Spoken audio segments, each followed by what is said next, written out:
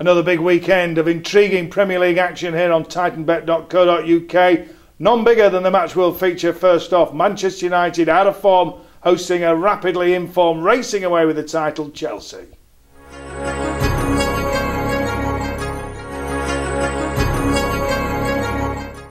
Well, welcome along then. I'm Nick Harris. I'm joined this week by Alex Jack, and we're going to take a look at all the big games that start on Saturday lunchtime with West Ham taking on Manchester City. But that's not the first game we're looking at, because the big one on Sunday, 4 o'clock, Manchester United out of form, Chelsea rapidly informed, rapidly running away with the title. Can anybody stop them? Normally you would look at this and think, well, it's going to be a tight affair with Jose Mourinho possibly going for a dull 0-0. He said he can set up his sides to do that in the past and has proved it as well. But with United conceding goals left, right and centre, maybe the time is to get on a Chelsea to 0 victory. Although, of course, no Loic Remy, no Didier Drogba, doubts over Diego Costa, who's going to play up front. But I'm going to go for an away win. Alex?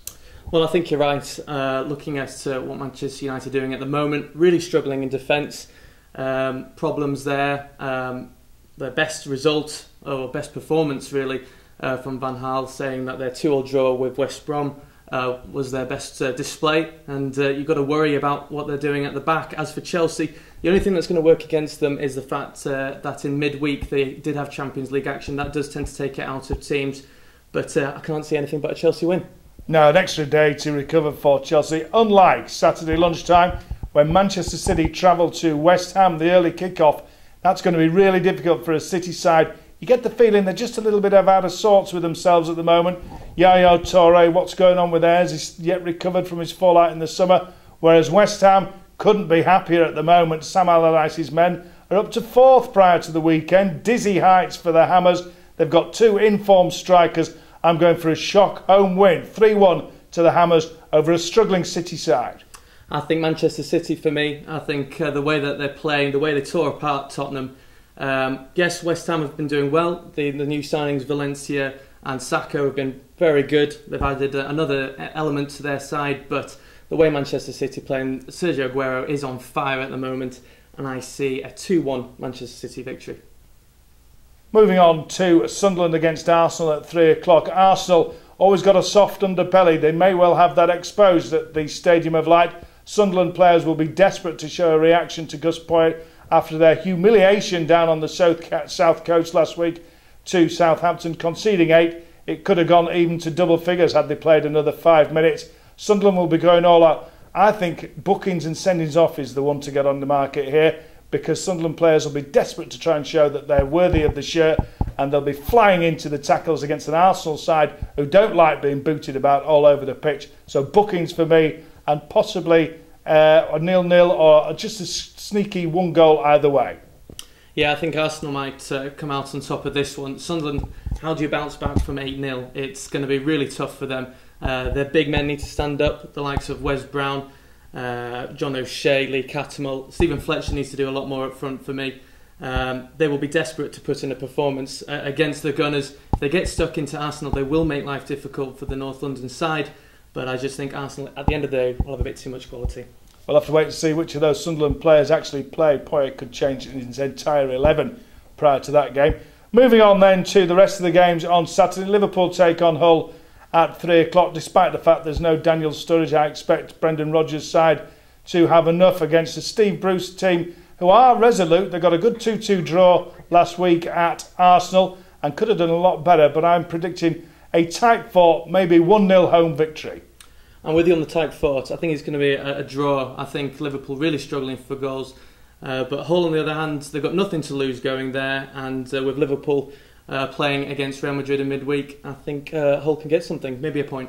Maybe a point, we'll wait and see. Southampton take on Stoke. Stoke are difficult to break down. Southampton, though, despite selling entire squads over the summer, all the cutlery, and left with a couple of pots of china in the team room at the end of the day, they seem to have put together a side that is taking all before them. 8 past Sunderland. I don't expect it to be 8 against Stoke, but I do expect to win, possibly by a 3-goal margin.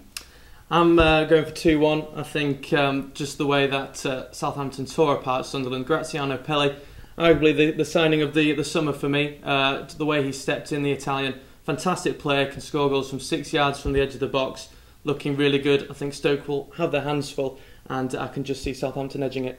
West Brom against Crystal Palace, got draw written all over it for me. Baggy's going well, did well against Manchester United, should possibly have held out for a win. Palace lost to Chelsea early doors. Had they not conceded that Oscar free kick, they may have made life a lot more difficult for the title favourites, but I think a draw all over this one. I'm with you. I can't see anything but the spoils being shared. West Brom have done really well. Berahino, Sessegnon looking like a good partnership, linking up well. Crystal Palace, they've got goals in them here and there, but a draw for me.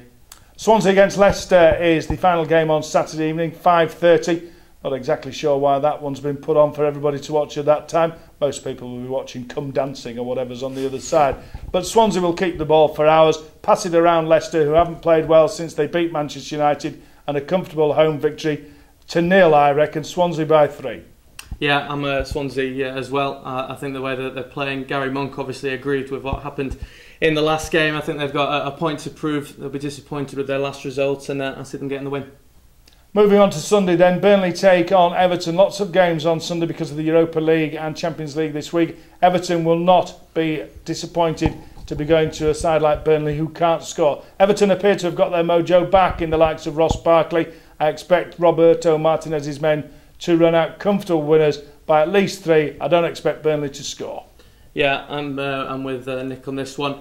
Looking at Everton, Romelu Lukaku back on the score sheet in his last outing.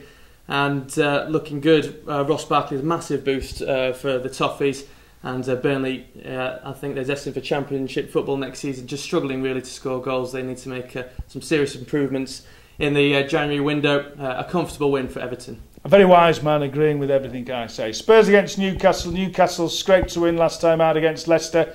Tottenham, you never quite know what you're going to get with Tottenham. One minute they look as though they're grasping what the new coach has got to offer. The next minute they look as though they're grasping at straws. But I'm going for a home win on this one. Spurs by at least 2. Newcastle, the pressure will mount once again on Alan Pardew. I'm going to disagree with you on this one. Just the way Newcastle have been playing.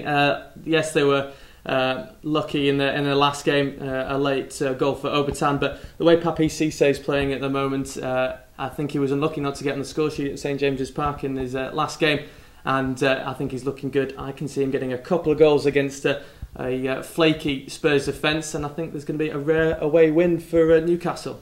What about his miss last week? I could have scored that easy, and I'm about 106.